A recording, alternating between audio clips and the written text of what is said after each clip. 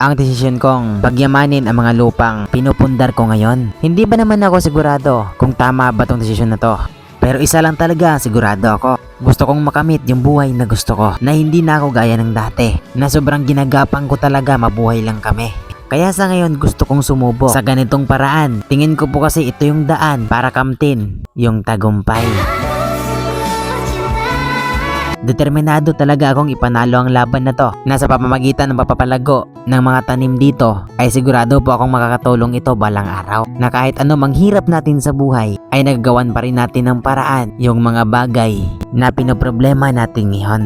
Hindi ko man alam kung paano isa sa katuparan yung mga pangarap ko sa buhay. Pero tingin ko isa ito sa solusyon kung paano magsimulang kamtin yung mga plano at mga minipitihi ko sa buhay. Marami kasi akong pangarap para sa magulang, lalo na po sa buhay na gusto ko. Na sana man lang balang araw hindi na ito gaya ng nararanasan ko ngayon. Dahil po sa tindi ba naman ng hirap na dinanas ko, kaya naging determinado talaga akong manalo sa buhay na to.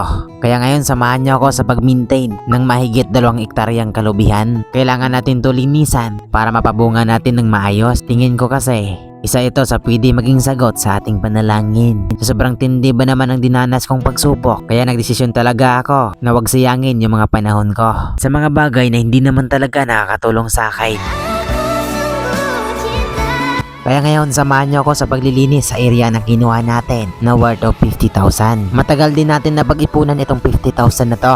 Pero dahil lumabot tayo sa punto na nakaipon nga tayo, ay talagang ginamit ko talaga sa tama. Para sa akin po kasi, ang pag-iipon ang pinakamabisang paraan para makamit natin yung mga bagay na gusto natin. Oo, inaamin kong hindi man talaga ako perpekto. Pero alam nyo ba, nasubok lang ako ng subok sa mga bagay na hindi man ako sigurado. Pero tingin ko ito yung tama at palagay kong makakatulong sa akin balang araw. Sobrang hirap talaga ng buhay ko. Kaya pinipilit ko talagang mabago ito. Kahit alam kong sagad na ako sa pagod at ilang bisis na rin akong napaluha. Dahilan hindi ko na nai-enjoy yung buhay ko. Kung binata pa ba ako at hanggang kailan ko titiisin yung mga paghihirap na to. Kaya kung nakikita ko man nang pupundar na ako ng area, resulta po talaga ito ng pagsisikap natin at sa hangarin natin maging build up. At hindi na masyadong dumanas ng sobrang pagtitiis at paghihirap.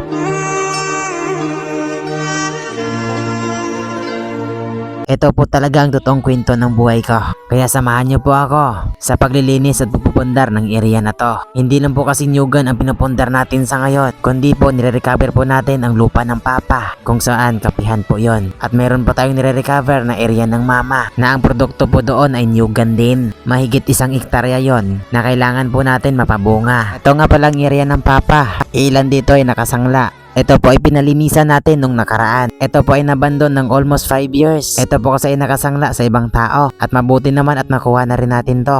Kaya sa ngayon nire-recover natin. Hindi po basta-basta ang paggastos dito. Kasi po ang pagre-recover ng area ay sobrang gastos naman talaga. Kahit alam kong sagad na ako at ubos-ubos na talaga. Pero hito pa rin ako lumalaban. Ito nga palang area ng mama na nire-recover natin. Na-abandon din talaga ito ng almost 10 years. Dahil nga sarili na natin itong lupa, ay pinagsisikapan ko talaga na mapabunga nga natin ang mga produkto dito. Grabe no, di ko talaga expect na aabot tayo sa buhay farmers na kung saan responsibilidad na nga natin ito lahat. Grabe talaga. Baka ito na yung sinyales at ito yung tamang daan na pinatatahak sa atin ng Ama patungo sa buhay na gusto natin. Dahil pangarap din talaga natin na hawak natin yung oras at hindi talaga hawak tayo ng iba. Tingin ko kasi kapag papalago natin ito, makakatulong ito sa bawat proyekto natin. Kaya po ako nagsisikap sa buhay para pumabuild na rin yung tiwala ng ibang tao sa atin na kinaya natin harapin yung mga bibigat na pagsubok. Kapag malagpasan natin ito, baka po mayroon na akong masasabi na kinaya ko pala, na hindi ako natinag